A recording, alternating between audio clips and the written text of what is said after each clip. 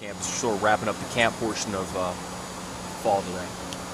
Well, I think that we've got some pretty consistent performances by a few of the players. I think Dontavius Sapp, been very, very consistent throughout camp, and like the way he's playing right now. AJ has done a great job getting better, being more vocal, and I'm happy with his consistency. Brent Brewer at the linebacker position, I'm going to be honest with you, when he left in the spring, I really wasn't sure if he, because we moved him from safety.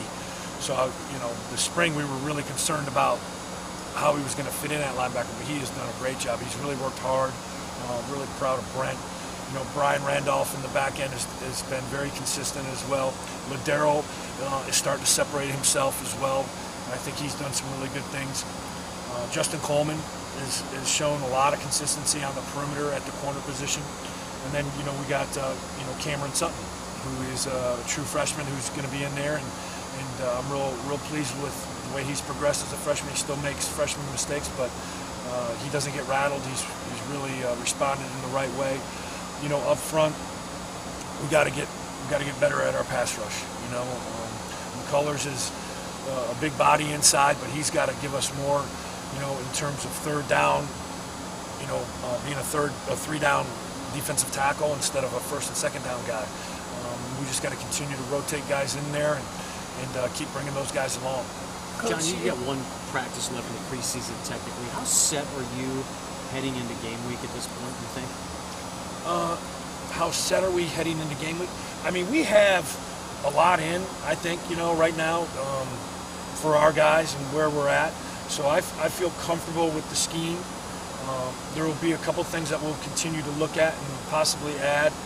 It'll be, we're at where we need to be. For me, we're on schedule.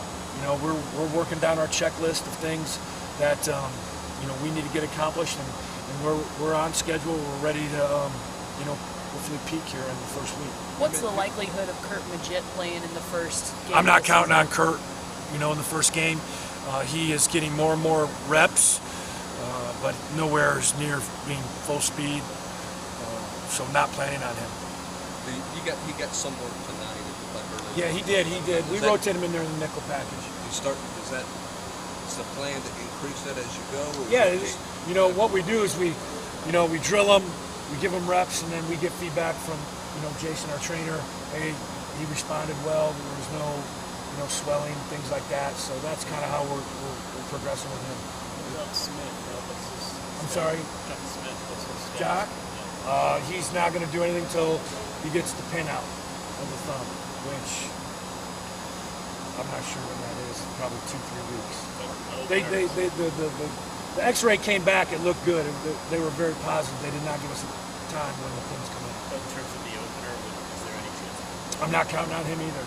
Yeah, I'm going in it with this guy's out right now. He's out, and we got to get it done with the players that are out there practicing. You mentioned that Ladero will separate himself. You mentioned Sutton. How set are you with him right now? Are you still in position? I know position battles will continue throughout the year. But you're pretty close. You're starting 11. Yeah, I think we got our base. We got our sub packages. We feel pretty good about the guys that are practicing right now that are getting reps. It's always ongoing, as you know. We want to create competition, so hopefully some of those guys that are getting those second team reps push those guys, challenge for the starting position, make everybody better each and every single day. So that's Ladero and Cam in the back end, and Justin and Brian kind of right now in the base. In terms of you're walking out your base to play against Austin tomorrow. Yeah, it'd be Brew at the Sam, AJ. It would be Sapp. And in the back end, Coleman, Sutton, and the corners. And Ladero and Brian. Whether you're going to have planning on Sutton in the first game start. Yep. Jordan Williams got some snaps with him once. How's he progressing? Jordan has had a great camp. I'm really, out of the D linemen, he's probably been the most impressive. He showed the most improvement. Again, we're looking for pass rush. We've got to be able to generate some form of pressure. We have to be able to disrupt the quarterback without blitzing every single time. So that's our challenge, and that's where Jordan has really improved and shown that he's made great strides in that area. So how much is that emphasized by the fact you have such a young secondary? The need for a good pass rush. that's emphasized everywhere. With every team, but with the young secondary, they're hey, it's going to be hit and miss. We gotta hang in there. We gotta mix it up for them. Can't do too much to where they're confused. They got to be in position to make plays and gain some confidence, and then progress from there. Are there any guys stepping up now that Corey Breen and Jock Wes are gone? We lost. Those two guys were our best pass rushers. John, if you have to blitz, are you confident in your corners that they can handle the one-on-one stuff? Yeah, you got to give them a breather. You can't just be locked up man every time you pressure. You got to have some of your zone pressures. You got to be able to mix in some different things, some different looks, and not let them just dig in on your corners. So we got some things that we can give them bring pressure, but not too much stress on the outside. When you're starting a true freshman at corner, does that factor into your play calling at all? With how much can he handle here on third down? Oh yeah. I mean, you don't want to put the guy in a bad situation. You want him to be successful. You can't just hang him out to dry. You got to be able to mix in some two deep zones for him and let him bang some guys and get a level of comfort. And along those same lines, it seems like Sutton and even Foreman and Swafford, it seems like those guys are all pretty sharp for young kids. Is that safe to say, the way they pick things up? Yeah, they make freshman mistakes. They've been inconsistent. So they got a lot of growing up to do, but they're freshmen. And Jerron's a guy that came in as a walk-on, doesn't get a lot of attention. It's kind of what he's always there. It seems like you just can't get him out of the lineup. How does what? Jerron's going to help us win. He's a guy who knows what to do. He's in position. He's just got to make plays when the time presents itself.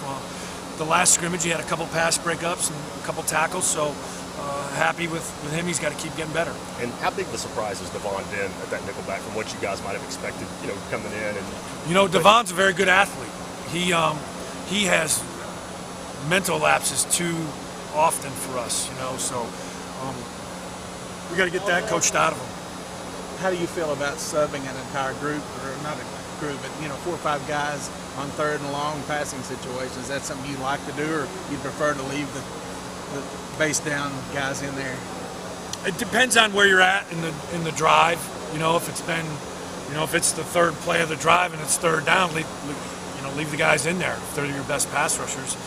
If you feel like, hey, this is maybe the 6th, 7th, 8th play of the drive, you're in a critical third down situation. Based on the down and distance, whether you're in a sub package or you're in your nickel package or you're in a 3-down package, you may end up subbing and doing some of those things. I know you guys have just had to kind of